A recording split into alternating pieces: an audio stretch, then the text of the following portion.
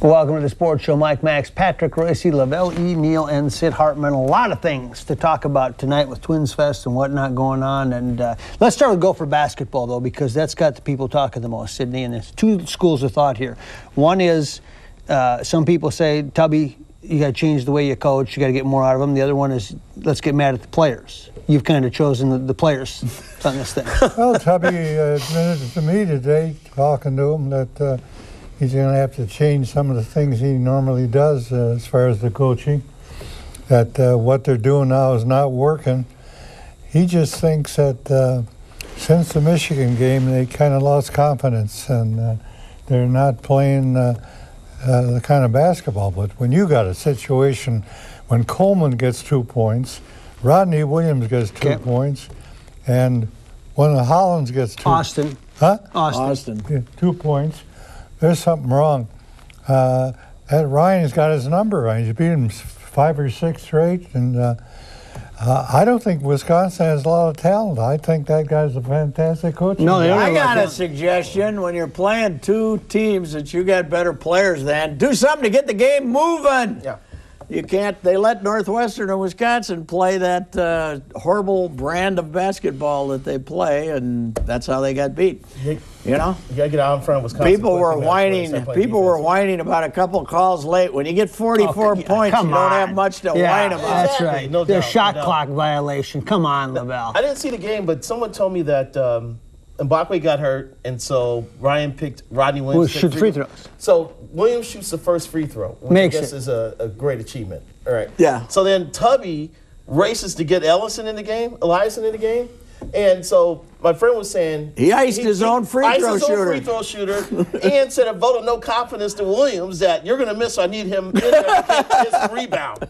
Well. So, yeah, could have used. They could have used Daryl Mitchell right there. Like, there you go. 30 years ago. But to Patrick's point, the game was won and lost much earlier. It didn't have to come down. But isn't it funny that they're not sure if the guy, the Jim Jackson's kid, got the shot off in time, right? Right, Trayvon. So apparently they're feeling guilty.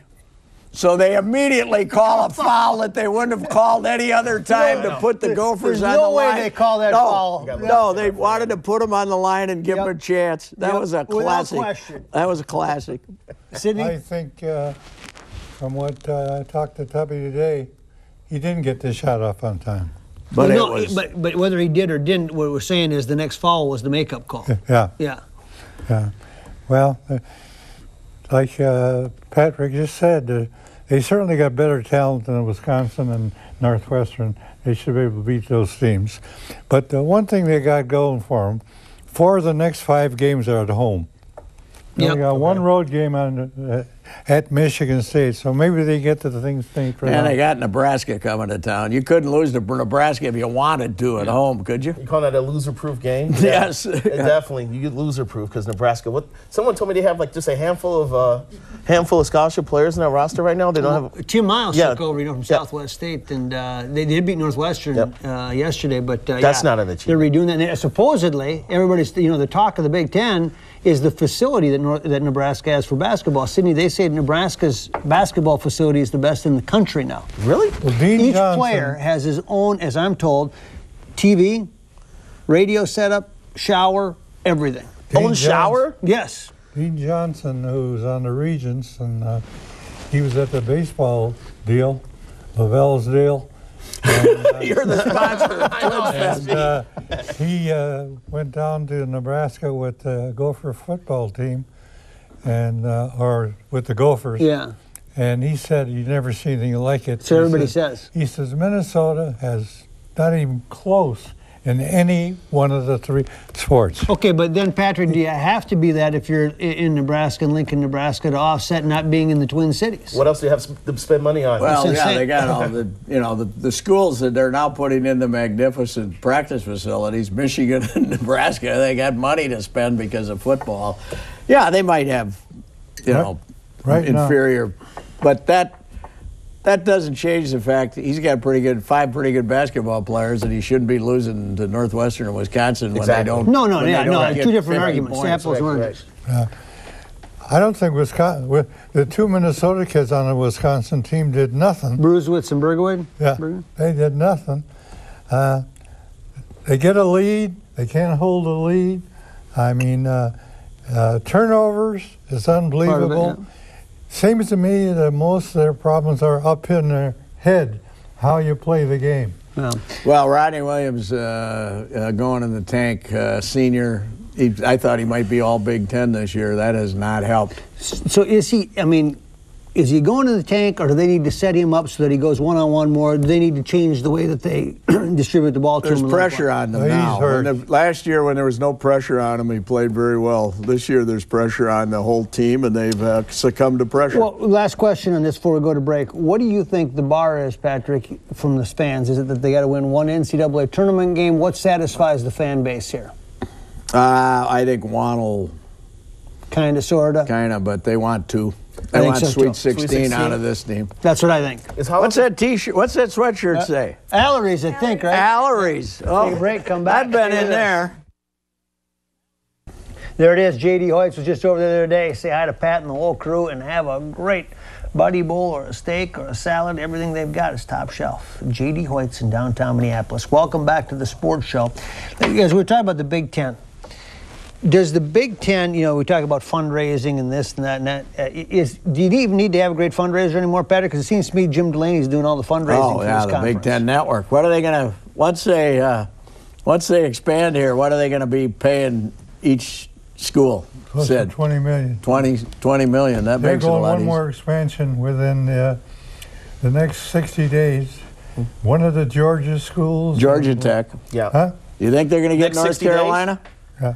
You think they'll get North Carolina? Yeah, they're working on it. But look at this then. Once they do that, you're going to have, you know, you're going to be able to have hockey or basketball. You're going to have pretty good programming too. Every night you're going to have a game. If they don't get Georgia Tech, they're going to get Kansas, I bet, huh? Well, there were studies cool. that show that Atlanta, people in the Atlanta area watch college football more. The concentration of people watching college football is huge, which gets the Big Ten in that market. You take a look at Norwood Teague, for example, comes in, right? And fundraising's supposed to be his thing. Well, guess what? He's got a lot less pressure in this job than he thought because they're handing him money. Here's the funny thing about this. Sure, is that Joel Maturi had a lot harder job than Norwood Teague does. Yeah.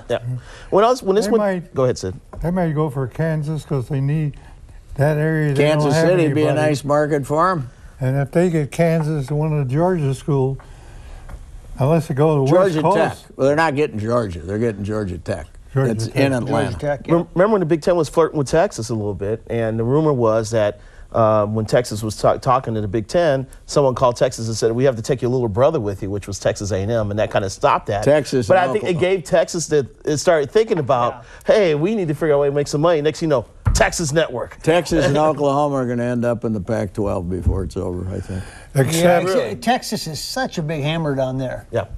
I would think that it's taking a lot of prestige away from the Big Ten the way it used to be. I don't think but so. nobody cares. All they care about. Here's what's going to be the trouble, though. You get 16 teams, basketball. You've got 18 home games, right? Basketball. We're going to have. We might see Indiana up here once every 3 years or something. That's what you got to be that. careful of, yeah.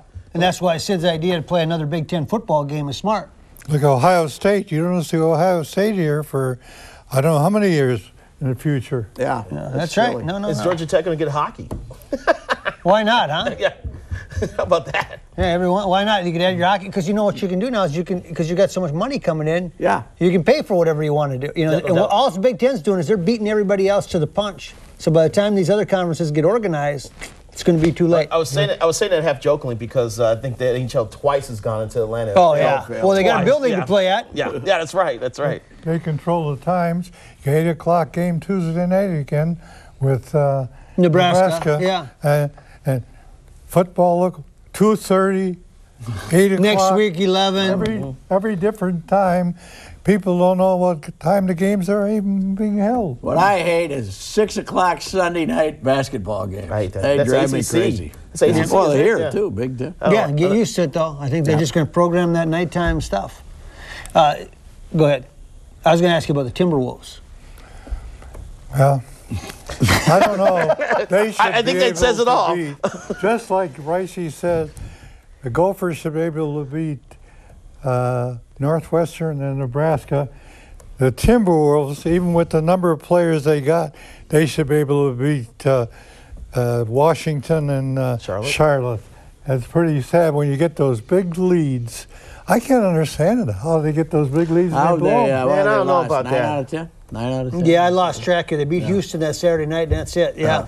You start signing 10-day contracts with guys, and then they all of a sudden, and logging huge minutes, you've got manpower I like issues. the 2 10-day guys, though. They're fine. They I should do stick too, around. but I did no question. But to your point, exactly, if your 10 days are in the rotation right away and look like they could be impact players, things aren't going well. You know, at the end of the 10-day contract, you're probably going to start getting exposed, and you do sign him to a second 10-day. You know, I think the max is 2, right? You can't keep signing. You're gonna You get sign- 2 I think 10s and then you they'll got to sign them? I think they'll sign the Frenchman.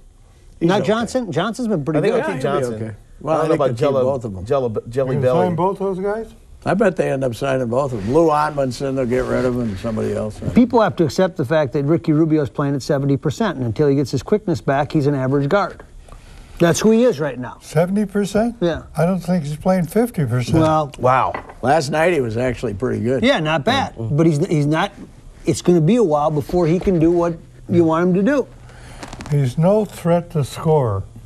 So that puts them at a big disadvantage. Yeah. They don't have to defense him. Right.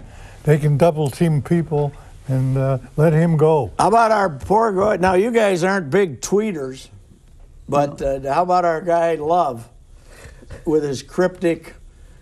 He sent out a picture of Jerry West. This was on Facebook or something, then it was sent along on Twitter. Jerry West, and then he had a clock on it, and it was like countdown to his dream of playing for the Lakers.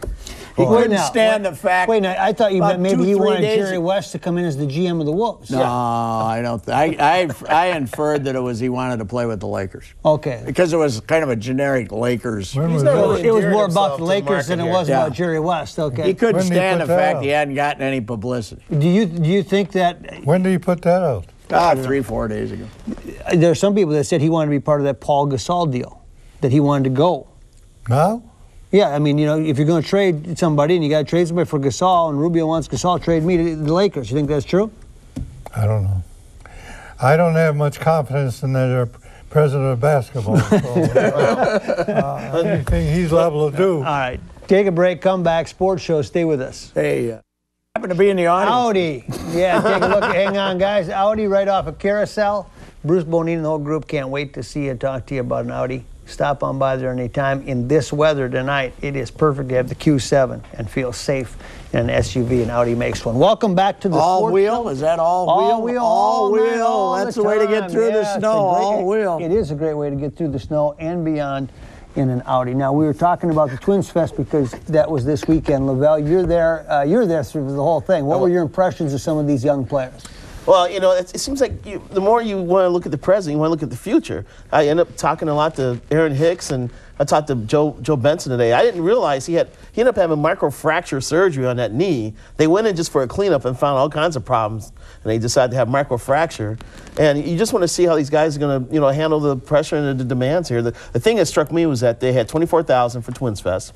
They had 30 last year, so that's a 20% drop in attendance. Now, part of it could be the weather, but I think part of it's because where the team is at. Well, weather was good until They today. also said their tickets are down, 18%. Yeah. So those two things fit. But you know what strikes me, Maxie? Where did all these 6'7" pitchers come from? Yeah. Boy, are they looking for hard throwers, huh? Kyle Gibson, 6'6". Yeah, Alex Pelfrey, Meyer. did you meet Yeah, Pelfrey Pelfrey's this the top, weekend? yeah. He's a full 6'7". What's Meyer? Alex Meyer, 6'9". Mays, what, 6'4", Yep. 6'3" or 4"? They're all like this. Finally, it that looks like- makes you feel good. Look, you got some real men, hope they in can the pitch. staff. Huh? Let's hope they can pitch. Well, you know what? We know they're big. What did everybody say? They got to get 2 starters. Yeah, When the season starts. Yeah. Well, Pelfrey's going to be ready opening day, and Worley. Yeah, they got 2.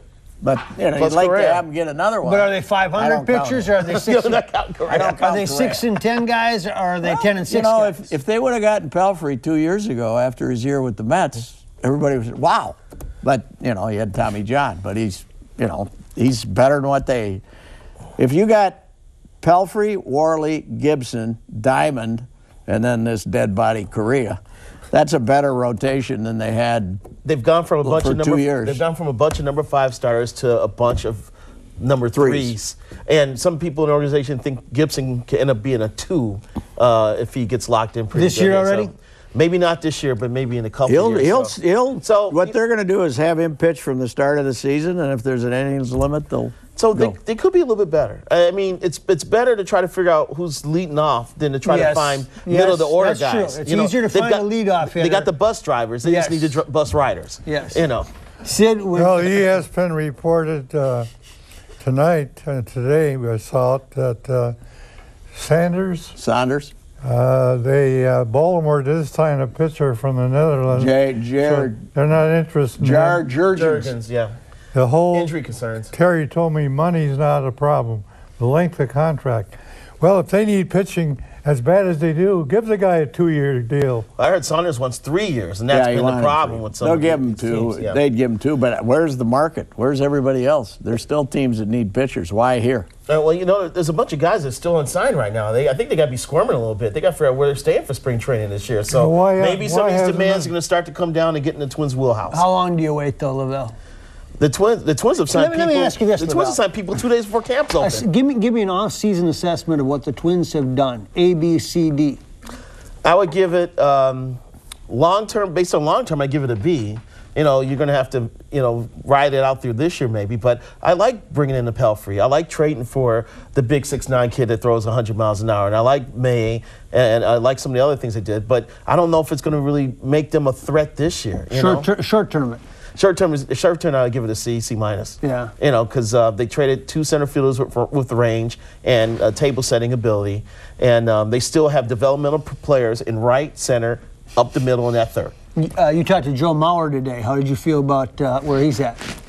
Joe Mauer told me, which is leading my column tomorrow, that he would not waive the trade clause under any circumstances. He signed to play here, and that's where he's going to play. And he's married to a local girl, and he told me over the weekend he married a young girl who can cook. That's hard to find in this generation. Her mother's a very good chef, a very good cook, and she inherited it, so she could cook. But he looks a lot, he was tense as hell last year. He looks a lot more relaxed, and Morneau's feeling good. So Mauer's had 2 off seasons now. That's what I was going to say. The big plus is both those guys are in good shape. What has been your general philosophy on when players, before they get married to when they get married? How does it affect their performance? How does it change? How did it affect your performance? Wait a minute. Can we cut? Not at all. Well, I know. You went with the woman for 10 years before you married her. Hey, till they make you, right? We'll take a break on that. Come back. The sports show. I don't know what you're going to. There it is. Thank you to local sponsors right there. Taste of the NFL, working with Wayne Kostrowski and the whole group. You saw Matt Burke there preparing for a Super Bowl. Big day coming up this Thursday at WCCL. That is a great event. Isn't it? I've been there many, many times, and you see those old-time players come in. That's the one thing I miss about going to the Super Bowl is that event. Not the food. The food's good. All right, Sid. Live for food. But seeing the old-time players that you knew in the past. Hey, let me tell you something about Sid. Thursday night, he was at the Diamond Awards banquet, which was great that you attended, Sid. That's a freebie. I'm glad you paid the fee to help a good cause at the University of Minnesota for neurological research. So he had dinner at the Diamond Awards. The next morning, he was at breakfast at the Dunkers. Freebie. And then he was at the Twins media lunch. Freebie. At noon. Dave St. Peter was at all 3 events, and he said, I think I've paid my penance. You covered a lot of ground. Hey. Covered a lot of ground. You just saw Matt Burke there. It'd be kind of fun to see the Super Bowl next week. I'm happy for him. If you go back in Viking history, he's one of the class acts that they've really had. And talk about local guys that made good. A 6th draft choice from Harvard. he owes a lot to Mike Tice. I say we're going to let him go, and Mike Tice kept him there. You revealed in your column today that he's basically going to retire when you do. Yeah. once you feel old, he said, just like when you see him as you. Hey, what about Zach Parise, a couple goals tonight, power play goals for the Minnesota Wild, Koivu, another. Do you see this thing? They're playing a lot of games in a short period of time, Patrick. Are we now at the point nice where they're scoring some goals because they haven't scored 5-on-5 at all, but the power play should be awful good. It should be every night, especially with Heatley, that big ball. Crazy. Well, I think they would be freaking out a little bit more if they weren't getting a lot of opportunities, but they're getting opportunities. So we got to go, Lavelle. See you all back here next week, everybody. Thanks for watching the Sports Show.